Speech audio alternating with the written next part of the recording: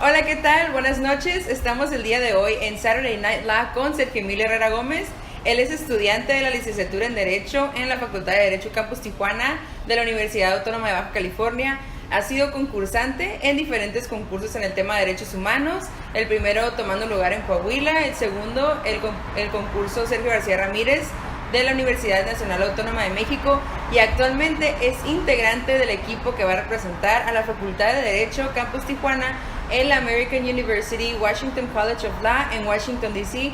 en la competencia internacional sobre derechos humanos. Muchísimas gracias, Emilio, y felicidades por ser parte del equipo. ¿Cómo te sientes? Muy bien, muy feliz, la verdad, de encontrarme aquí con ustedes. Agradezco enormemente la invitación que me hacen para hablar de un tema muy complejo y que a la vez creo que será de mucha ayuda, muy nutritivo para nuestro conocimiento. Un tema como lo es la violencia de género, que ha azotado a nuestro país los últimos años, si no es que las últimas décadas. Entonces, me siento muy feliz. Muchas de las cuestiones que voy a hablar aquí tienen alguna base jurídica, sin embargo, también establezco una opinión personal y espero que no se moleste ninguna persona que nos esté viendo respecto de lo que yo diga, ¿no? Bueno, entonces entrando al tema, ¿qué nos podrías decir, Emilio, que podamos nosotros entender como violencia de género? Fíjate que el concepto de violencia de género siento que es algo muy complejo que ha pasado por varias etapas, ¿no?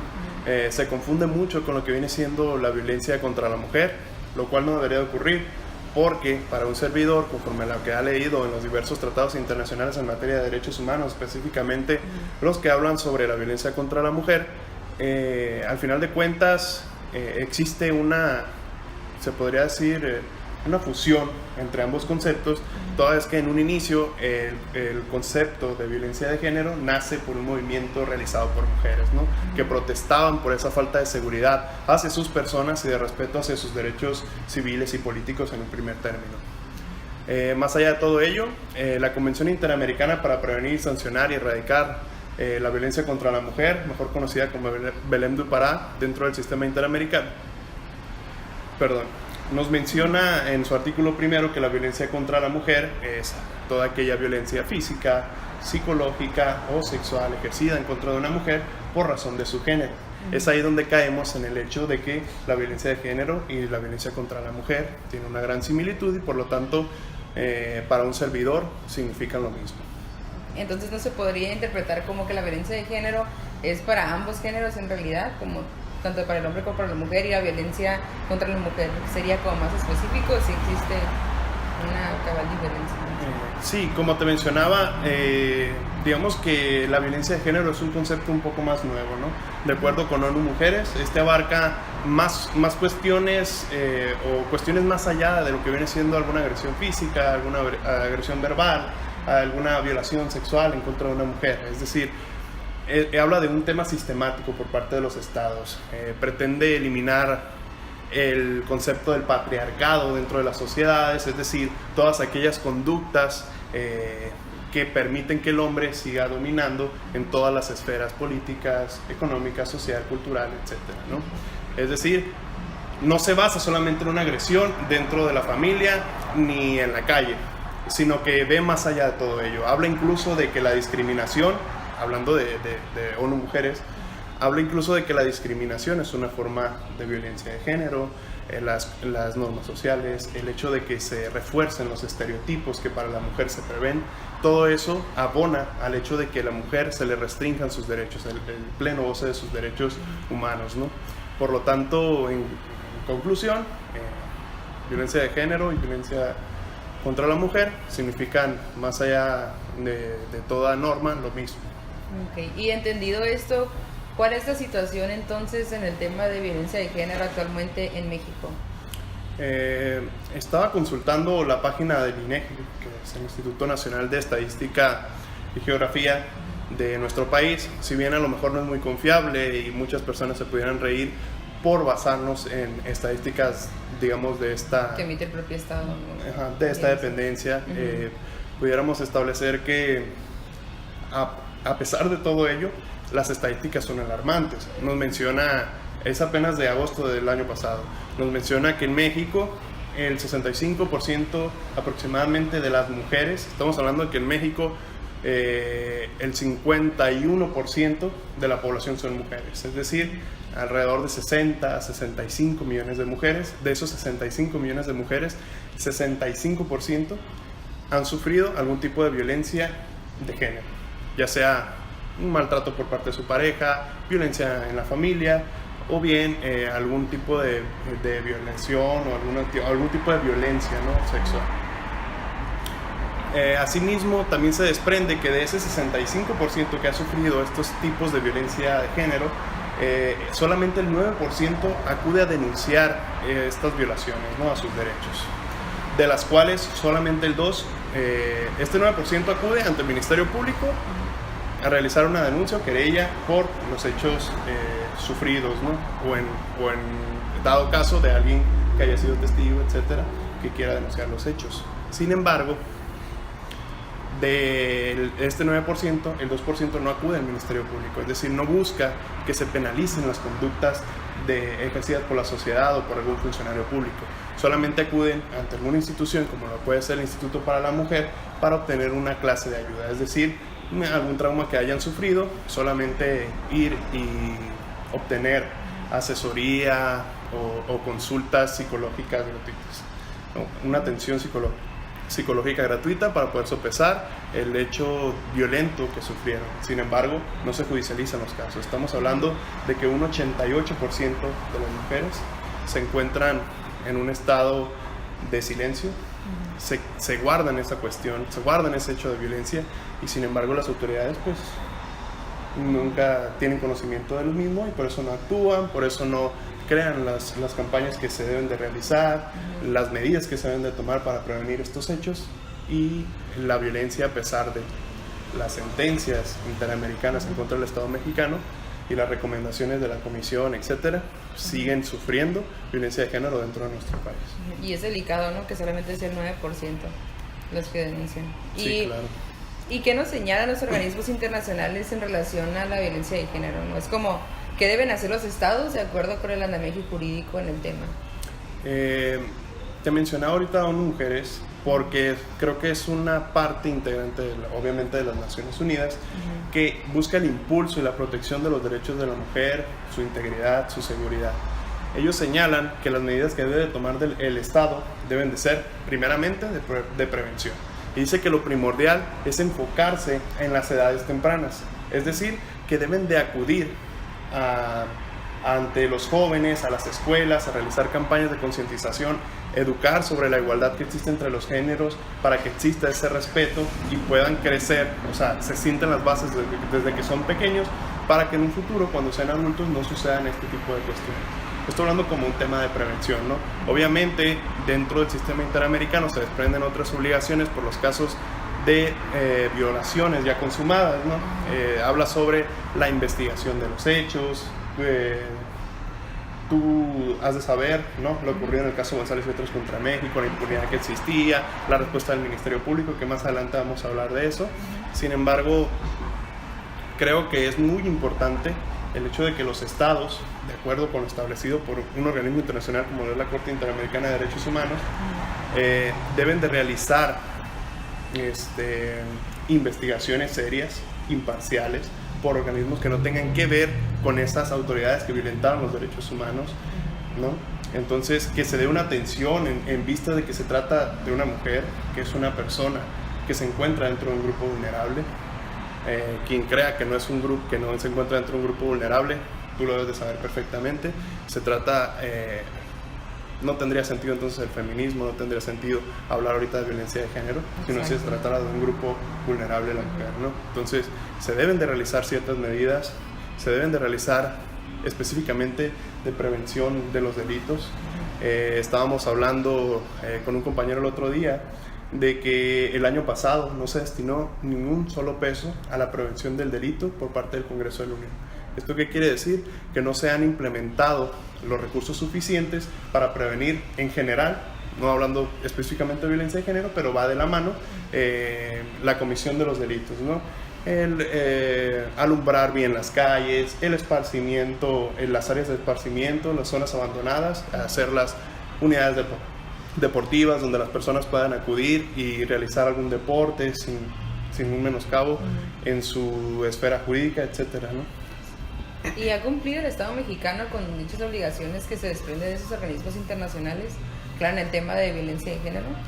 Creo que ha realizado cosas interesantes derivadas de esas obligaciones de ese andamiaje jurídico internacional. Sin embargo, creo que muchas de estas, ¿cómo se podría llamar? Programas administrativos, políticas públicas en materia de prevención del delito, en materia de reparación a violaciones a derechos humanos.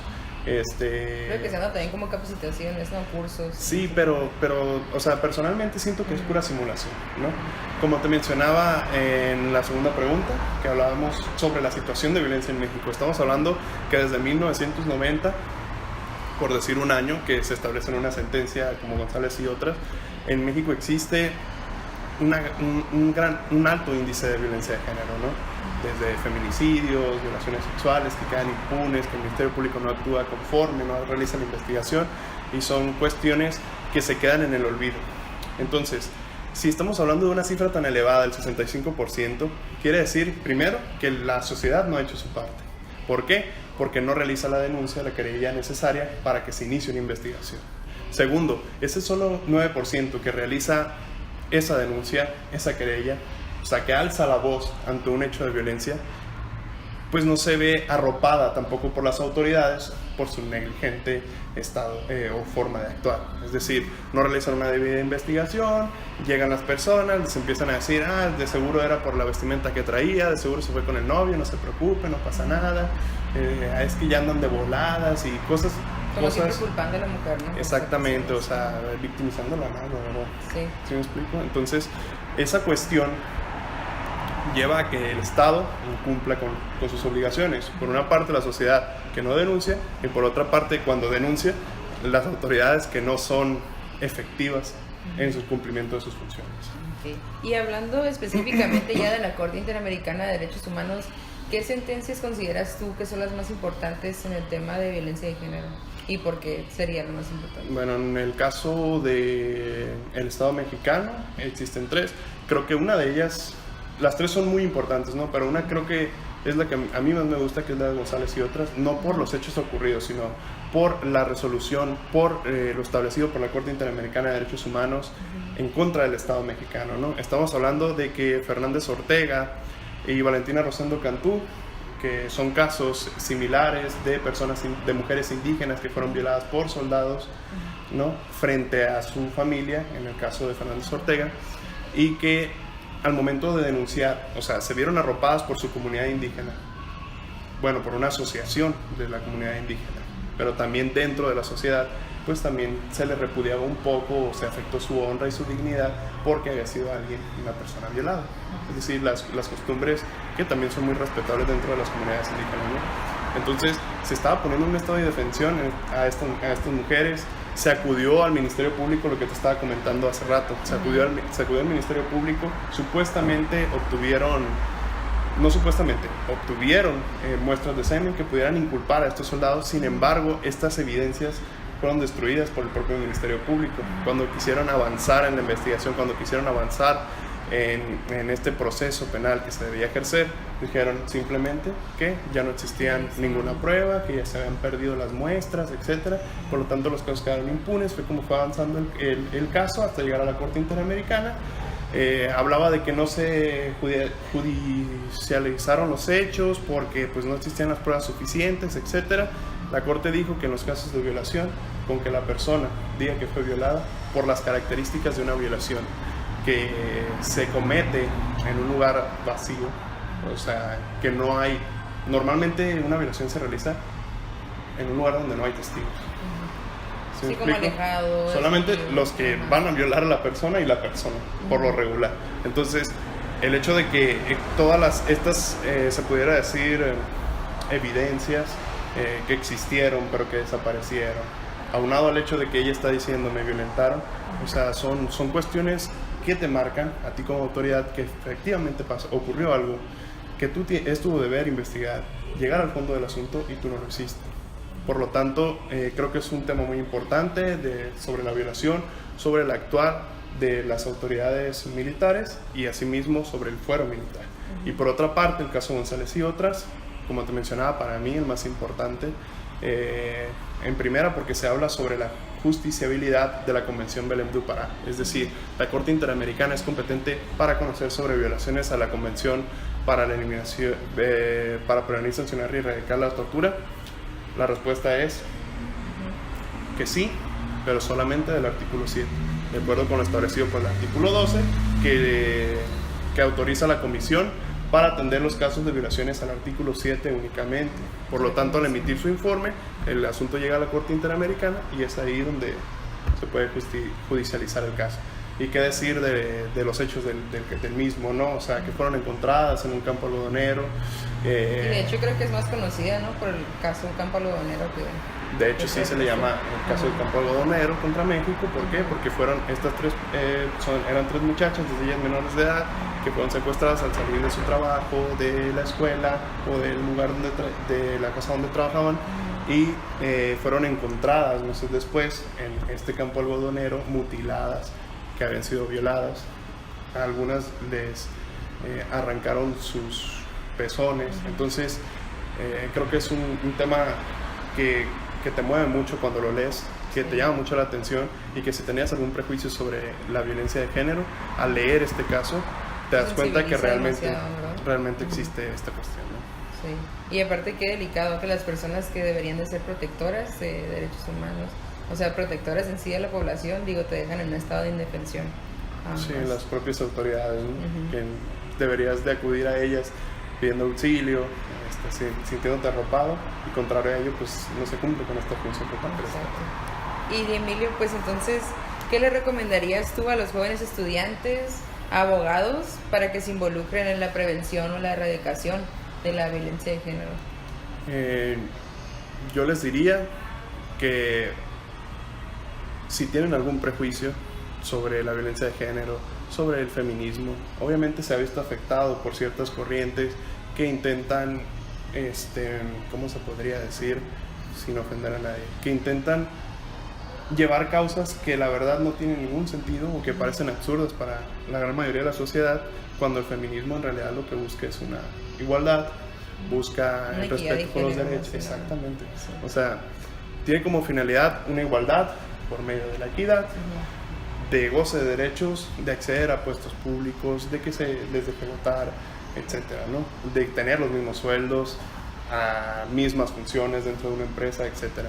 No sobre si una persona abre demasiado las piernas o no en un transporte público. Por lo tanto, yo les recomendaría que leyeran la sentencia de González y otras contra México, que se van a llevar un shock, que se van a dar cuenta que en realidad la violencia de género existe, que es un caso muy grave, que en México ha azotado bastante los últimos años, y que por ende se deben de tomar medidas y de exigir medidas primero que nada para que se pueda disminuir toda esta cuestión en un primer término, y en un futuro, tal como lo señalan los organismos internacionales, mediante la prevención a temprana edad, no tengamos estas cifras alarmantes que la verdad preocupan demasiado a la sociedad. Exacto.